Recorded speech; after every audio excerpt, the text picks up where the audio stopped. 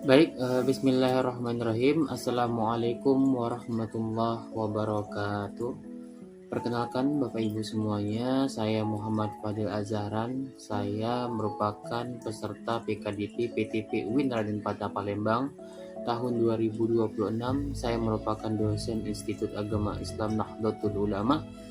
Yang hari ini kita akan membahas terkait bahan ajar, materi ajar pada mata kuliah etika profesi, yang mana subtemanya adalah etika profesi dan interaksi global. Di sini menjelaskan bahwasannya menjaga integritas tanpa batas, panduan bagi profesional yang beroperasi melampaui batas negara, budaya, dan nilai. Baik, mengapa etika dalam konteks global itu penting? Dunia berbasis teknologi, berbasis bisnis, kini beroperasi tanpa sekat geografis Bapak Ibu semua. Tanpa etika yang kuat, interaksi lintas budaya rentan terhadap eksploitasi, ketidakadilan, dan kerusakan pada reputasi. Kenapa etika itu penting? Dalam konteks global, akan menimbulkan 3 aspek positif. Pertama, kepercayaan global makin terjalin erat.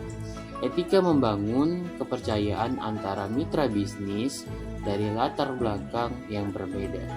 Ketika kita berhasil menerapkan etika ini dalam dunia global, maka kepercayaan akan tumbuh pada perusahaan kita, pada instansi kita, ataupun organisasi kita. Kedua, reputasi organisasi kita. Pelanggaran etika berdampak luas tentunya, sulit dipulihkan kembali di panggung internasional. Ketika kita melanggar satu etika, maka yang berdampaknya apa? Berdampaknya tentunya pada diri kita sendiri, terus kepada instansi yang tempat kita mengajar, instansi tempat kita bekerja, maka akan terkena imbasnya dengan etika yang buruk yang kita lakukan. Ketiga adalah keberlanjutan bisnis. Ketika etika kita baik, maka bisnis kita akan menjalin kerjasama dengan berbagai instansi yang luas. Dan ketika kita tidak menjalankan etika bisnis dengan baik, maka keberlanjutan bisnis kita tidak akan maksimal Bapak Ibu semuanya. Baik, kita lanjut lagi. Fondasi etika profesi. Profesi itu sendiri memiliki beberapa prinsip yang diyakini universal. Ketika prinsip ini salah satu saja diterapkan, maka kita akan dianggap baik, kita dianggap bisa mengemban satu amanah. Etika pertama, fondasi etika profesi pertama yang dipercayai global adalah integritas, jujur dan konsisten. Ketika kita mampu menerapkan kejujuran, konsisten yang baik, maka kita dianggap sebagai pegawai yang baik, peserta yang baik dalam dunia kerja. Setelah itu adalah akuntabilitas. Apa itu akuntabilitas? Adalah tanggung jawab kepada pekerjaan yang kita lakukan. Ketika kita mampu bertanggung jawab, maka kita bisa diberikan amanah untuk bekerja untuk pekerjaan kita dengan lebih maksimal. Ketika kita ditunjuk sebagai ketua dalam suatu organisasi, dalam satu instansi ataupun acara, maka kita bisa bertanggung jawab penuh atas apa yang telah diterapkan, apa yang telah ditugaskan, sehingga kepercayaan kepada diri kita meningkat, sehingga atasan kita tidak akan ragu memberikan apa yang mungkin menurut orang lain itu berat diemban kepada kita bisa bertanggung jawab atas apa yang kita lakukan. Terus keadilan, memperlakukan semua pihak secara setara tanpa diskriminasi. Ini yang jarang sekali orang bisa, karena kebanyakan masyarakat, kebanyakan orang itu tidak memberikan space untuk kesetaraan. Terkadang orang berbelik kasih atau memilih kasih antara satu individu dengan individu lain. Sebagai contoh, karyawan lama dengan karyawan baru dianggap berbeda, padahal sama-sama karyawan. Kebanyakan orang-orang yang ada di negara lain, sebagai contohnya negara lain di berbagai belahan dunia, menganggap prinsip keadilan ini jika dimiliki seseorang maka dia bisa dianggap sebagai orang yang baik. Dan yang terakhir adalah respect. Respect itu apa? Menghargai martabat dan hak setiap individu. Tidak membedakan walau dia yang baru dengan yang lama, walau dia telah memiliki jabatan yang tinggi ataupun tidak, maka tidak dibedakan seperti itu Bapak Ibu semua. Baik, selanjutnya adalah tantangan budaya dan nilai dalam interaksi global. Perbedaan budaya yang menciptakan dilematik ketika etika yang kompleks itu berbenturan dengan adat istiadat. Apa yang dianggap wajar di satu negara bisa jadi pelanggaran dengan negara lainnya. Sebagai contoh, hadiah dan suap. Bisa jadi hadiah itu adalah pemberian hadiah saja. Bisa jadi juga di sebagian negara itu merupakan gratifikasi yang jelas. Maka dari itu, setiap negara memiliki prinsip yang berbeda-beda. Makanya harus diteliti dengan jelas ketika seorang memberikan hadiah, memberikan suap dan sebagainya. Kita sebagai kader harus melihat apakah ini konteksnya hadiah, apakah ini konteksnya gratifikasi. Perbedaan antara pemberian hadiah saja dengan gratifikasi tentunya sangat jelas. Ketika kita memberikan hadiah saja atau orang yang memberikan kita hadiah, mereka memberikan tanpa adanya timbal balik. Berbeda dengan gratifikasi, mereka mengharapkan adanya timbal balik. Seandainya saya memberikan ini, saya berharap nilai saya besar, Pak. Seandainya saya memberikan ini, saya berharap bisa lulus, Pak, dan sebagainya. Dan selanjutnya adalah hierarki dan kesetaraan. Perbedaan pandangan sosial otoritas mempengaruhi komunikasi dan pengambilan keputusan. Ketika seseorang memiliki jabatan, memiliki strata yang lebih tinggi, kadang-kadang kesetaraan tidak terjalin, tidak terjamin. Maka dari itu, tantangan ini yang harus kita basmi. Karena apa? Karena ini bisa menyebabkan perpecahan kalau kita tidak menindaklanjuti dengan jelas. Dan yang terakhir adalah waktu dan komitmen. Konsep tenggat waktu dan janji bervariasi antara budaya menciptakan potensi konflik.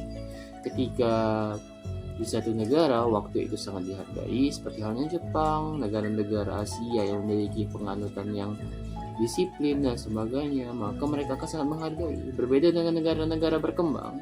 Negara berkembang cenderung mereka bersantai, mereka santai. Itu tergantung ya teman-teman ya, bapak-bapak ibu-ibu ya. Apakah ini baik, apakah ini buruk? Tentunya bagi negara-negara yang maju, negara-negara yang mungkin memiliki integritas yang tinggi, maka waktu sangat berharga karena time is money, waktu adalah uang. Tapi untuk bagi negara-negara tertentu, ketika tepat waktu itu menjadi sesuatu yang mungkin aneh. Ketika ada orang yang tepat waktu menepati acara misalnya, itu menjadi aneh. Tapi untuk negara-negara yang maju mungkin malahan aneh ketika mereka tidak tepat waktu seperti itu. Itu tantangannya Bapak Ibu ya.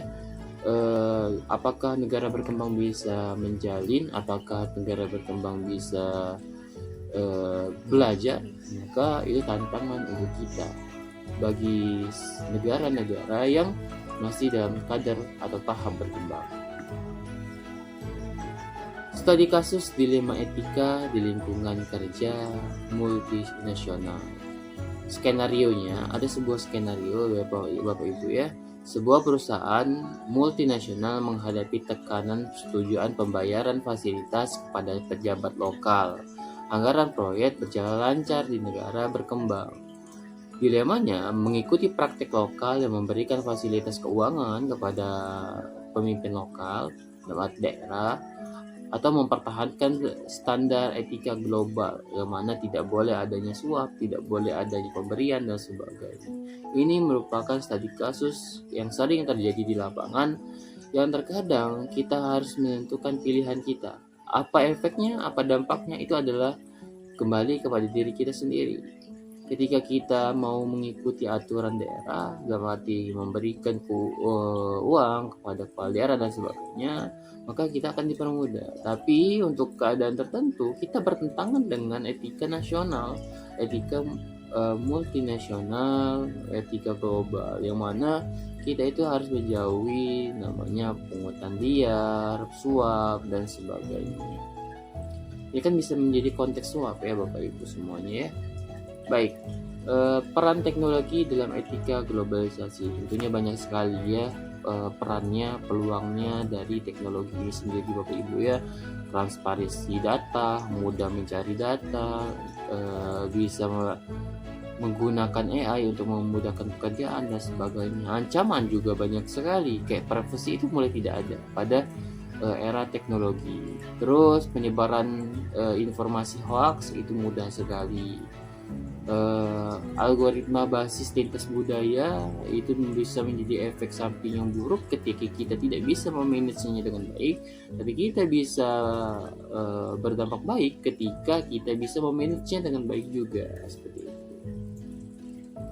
Baik, selanjutnya adalah membangun budaya organisasi yang beretika di skala global. Ada banyak cara ya Bapak Ibu semuanya, teman-teman semuanya, untuk membangun etika itu menjadi berbasis taraf internasional, berbasis taraf nasional dalam organisasi kita. Pertama, hal yang harus kita lakukan adalah tetapkan nilai inti, apa yang harus dipatuhi, apa yang harus diterapkan. Kedua, kita harus latihan, edukasi. Berikan edukasi kepada karyawan kita, orang-orang yang ada di bawahan kita, ataupun orang-orang di sekeliling kita, sehingga organisasi kita bisa menjadi organisasi yang cukup baik. Selanjutnya adalah pemimpin sebagai teladan. Kalau kita suatu saat ditunjuk sebagai seorang pemimpin dalam suatu instansi, perusahaan, organisasi, dan sebagainya, maka berikanlah teladan yang baik sehingga anggota kita, karyawan kita bisa meneladani apa yang seharusnya diteladani dari seorang pemimpin. Terus adalah sistem pelaporan, akuntabilitas, dan sebagainya.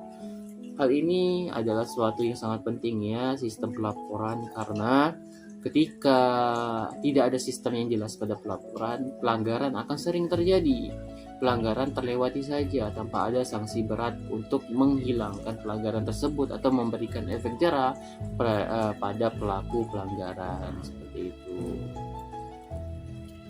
Kesimpulannya adalah mengapa menjadi agen perubahan etis itu merupakan suatu yang harus kita emban sebagai generasi yang baik pada saat ini. Etika profesi itu sendiri adalah bentuk interaksi global, bukan sekedar kepatuhan. Ini adalah komitmen untuk membentuk dunia bisnis yang lebih adil, bermartabat, serta bisa berkualitas di kancah internasional. Menambah wawasan berpikir global, pahami konteks dari lintas budaya dalam setiap keputusan, bertindak lokal, tetapkan standar etika tinggi di setiap interaksi, menginspirasi orang lain, jadilah teladan etika dalam tim, organisasi, maupun kegiatan-kegiatan yang menyangkutkan masyarakat. Jadilah inspirasi ya Bapak Ibu ya. Sedikit quotes dari C.S. Lewis, integrasi adalah melakukan hal yang benar, bahkan ketika tidak ada yang melihatnya. Jangan pernah menganggap diri kita sempurna, karena kesempurnaan hanya milik Allah Bapak Ibu ya. Dan apa yang kita pelajari diterapkan dalam kehidupan sehari-hari sehingga kita bisa membangun karakter diri kita maupun orang-orang di sekeliling kita. Mungkin inilah yang dapat kami sampaikan untuk bahan ajar hari ini. Semoga dapat diterima, dapat didengarkan dengan baik. Lebih dan kurang kami mohon maaf. Kepada Allah kami mohon ampun. Wassalamualaikum warahmatullahi wabarakatuh.